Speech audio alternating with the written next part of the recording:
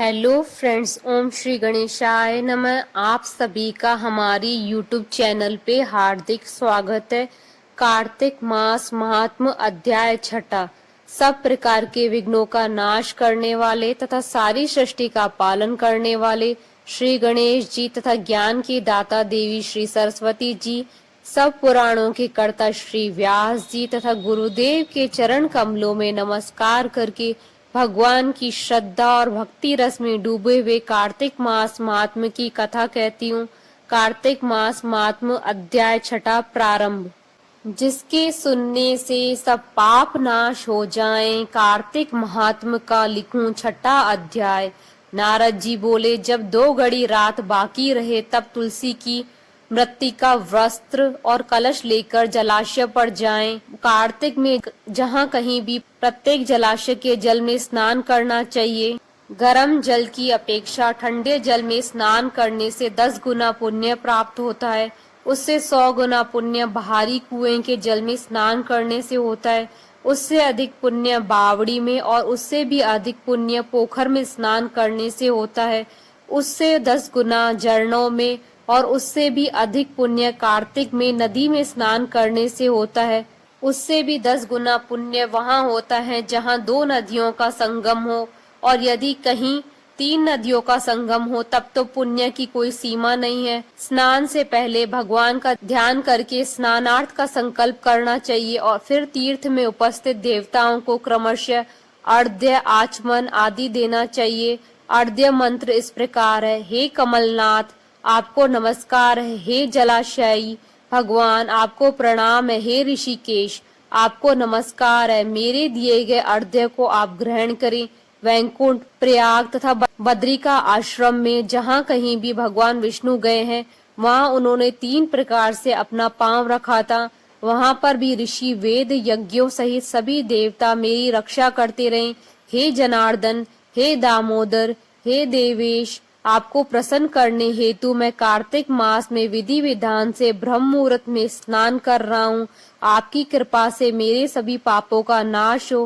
हे प्रभु, कार्तिक मास में व्रत तथा विधि पूर्वक स्नान करने वाला मैं अर्घ्य देता हूँ। आप राधिका सहित ग्रहण करें। हे कृष्ण, हे बलशाली राक्षसों का संहार करने वाले भगवान, हे पापों का नाश करने वाले, कार्तिक मास में प्रतिदिन दिए हुए मेरे इस अर्घ्य द्वारा कार्तिक स्नान का व्रत करने वाला फल मुझे प्राप्त हो। तत्पश्चात विष्णु, शिव तथा सूर्य का ध्यान करके जल में प्रवेश कर नाभि के बराबर जल में खड़े होकर विधि पूर्वक स्नान करना चाहिए। गृहस्थी को तिल और आंवलों का चूर्ण लगाकर तथा विधवा स्त्री व यति को तुलसी की जड़ की मिट्टी लगाकर स्नान करना चाहिए। सप्तमी, अमावस्या, नवमी, त्रयोदशी, द्वितीया, दशमी आदि तिथियों को आंवला तथा तिल से स्नान करना वर्जित है। स्नान करते हुए इन शब्दों का उच्चारण करना चाहिए: जिस भक्ति भाव से भगवान ने देवताओं के कार्य के लिए 3 प्रकार का रूप धारण किया था, वही पापों का नाश करने वाले भगवान विष्णु अपनी कृपा से मुझे पवित्र बनाए। जो मनुष्य भगवान विष्णु की आज्ञा से कार्तिक व्रत करता है, उसकी इंद्रादि सभी देवता रक्षा करते हैं, इसलिए वह मुझको पवित्र करें। बीजों, रहस्यों व यज्ञों सहित वेदों के मंत्र, कश्यप आदि ऋषि, इंद्रादि देवता मुझे पवित्र करें। अदिति आदि सभी नारियां, यज्ञ सिद्ध सर्प और समस्त औषधियां व तीनों लोकों के पहाड़ मुझे पवित्र करें।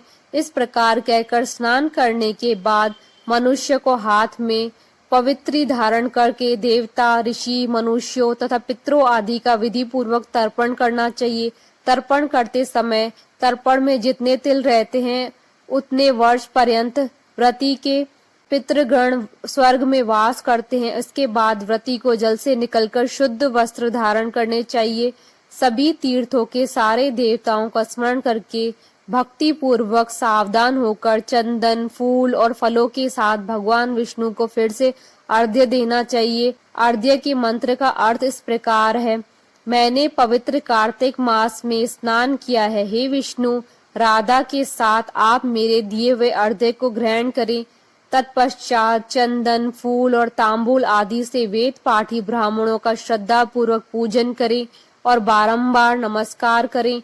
ब्राह्मणों के दाएं पांव में तीर्थों का वास होता है, मुंह में वेद और समस्त अंगों में देवताओं का वास होता है। अपने कल्याण की इच्छा रखने वाले मनुष्य को इनका न तो अपमान करना चाहिए और न ही विरोध करना चाहिए। फिर एकाग्रचित होकर भगवान विष्णु की प्रिय तुलसी जी की पूजा करनी चाहिए, उनकी परिक्रमा करके उनको प्रणाम करना चाहिए। हे देवी, हे तुलसी, देवताओं ने ही प्राचीन काल से तुम्हारा निर्माण किया है और ऋषियों ने तुम्हारी पूजा की है। हे विष्णु प्रिय तुलसी, आपको नमस्कार है, आप मेरे समस्त पापों का नष्ट करो।